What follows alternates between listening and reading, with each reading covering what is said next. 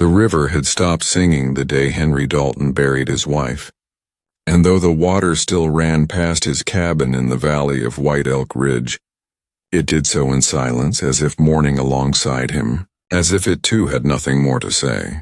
Each morning he split wood with more force than needed, the axe biting deep not just into pine but into his own chest where grief rotted like a tree hollowed from within.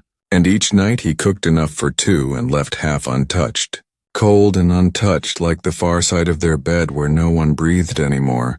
But the land didn't wait for a man's sorrow to pass. It demanded chores, repairs, animals fed, and Henry did all of it alone, wordless and worn thin, until one muddy morning in late spring when he found tracks near the riverbank, barefoot. Small, recent, and then the sound of coughing, soft and strained, came from behind the wild lilacs, and when he parted the branches he saw them. A Navajo woman in a ragged deerskin shawl holding her swollen belly, standing like a tree braving wind, and beside her a girl no older than 7 clutching a small cedar carving in one hand, and the woman's torn hem in the other, both soaked, trembling, eyes sharp with fear but not surprise, like they'd been running for days and expected pain at every stop. And Henry didn't speak, just stared as the woman locked eyes with him and slowly knelt in the wet grass, not to beg, but because her knees buckled from exhaustion and hunger. And the girl did not cry, only stepped in front of her mother as if her small frame could shield her.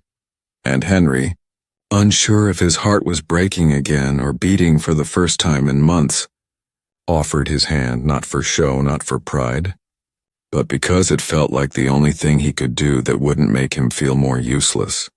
And when the girl hesitated, the woman nodded slightly and the child took his fingers, cold and rough, and he led them inside without a word, made cornbread and beans, poured hot tea, watched as the mother barely ate, saving the biggest bites for her daughter.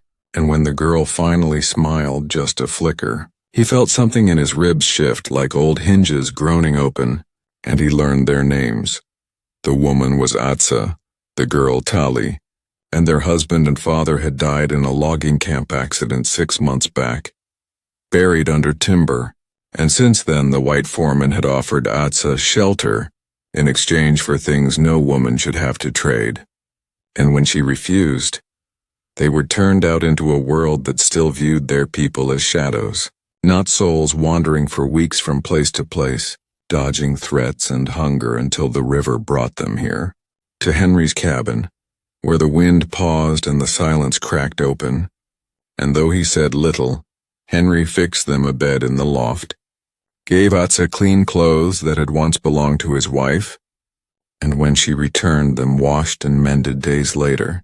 He couldn't meet her eyes, not because he was ashamed, but because he saw something in them he hadn't seen in a long time. Trust, fragile and earned, and in the weeks that followed, the rhythm of the place changed.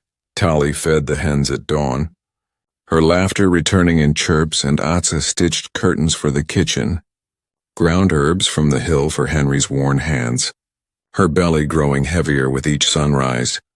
And though they never spoke of permanence, the air grew warmer not just from the sun but from the way meals stretched into conversation. Chores became shared effort and silence became companionable. Not lonely, but the world outside their cabin hadn't changed. And one afternoon when Henry rode into town for flour, he heard whispers, felt the eyes on his back, saw the sheriff tilt his head when he noticed Atsa's shawl folded neatly in Henry's saddlebag. And when he returned home that evening, he found hoofprints in the dirt, Tali crying, and Atsa sitting stiff in a chair, face bruised, eyes blazing, not from pain, but from humiliation. And she whispered that 3 men from the lumber camp had come looking for her, said she was property gone missing, and though she fought them, they'd promised to return for her and the child. And something old and fierce rose in Henry then, not just to protect them, but to defend the fragile peace they'd built with sweat and kindness. So he rode out before dawn with his father's rifle and the dog tags of a war he never spoke of. And when he reached the camp, he didn't shout or threaten. He just stood tall, laid the tags on the table before the foreman and said, I buried my wife in the cold and lived with that silence every day since. I'll be damned if I let a man like you bring more of it into my home."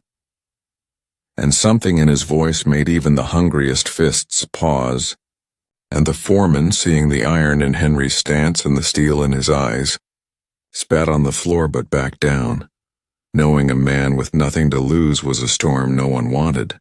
And when Henry returned, Tally ran to him with her cedar carving raised like a totem, and Atsa stood on the porch, hands on her belly, and for the first time let herself lean into his chest, and weeks later, under a thunderstorm that rattled the windows and filled the valley with music again, Atsa gave birth in the same bed Henry once thought he'd never touch again, and Tally waited outside with Henry, clutching his sleeve and asking if the baby would like cornbread too.